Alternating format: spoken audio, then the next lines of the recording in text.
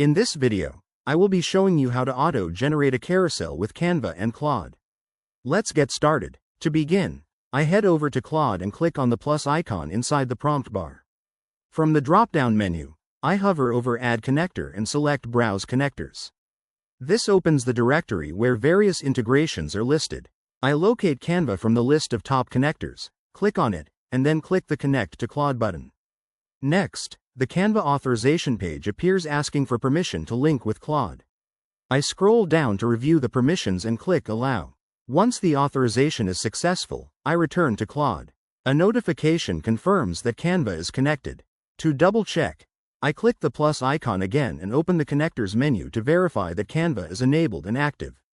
Now, I type my prompt into the chat box, tagging Canva with Canva, and asking it to create a 5-slide educational Instagram carousel about high-protein meal prep with a hook, main points, and a call to action.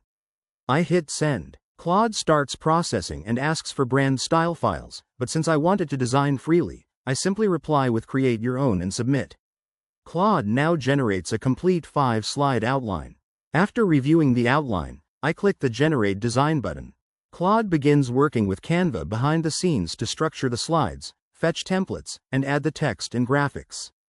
In just a moment, 4 design candidates are presented right in the chat. I use the arrow buttons to browse through the different carousel options to see which style fits best. I like the second option, so I type second one into the prompt bar and press enter. Claude saves the selected design directly to my Canva account and provides an open to edit link. I click the link to launch the design in Canva, where all 5 slides are fully laid out, formatted, and ready for any final customizations.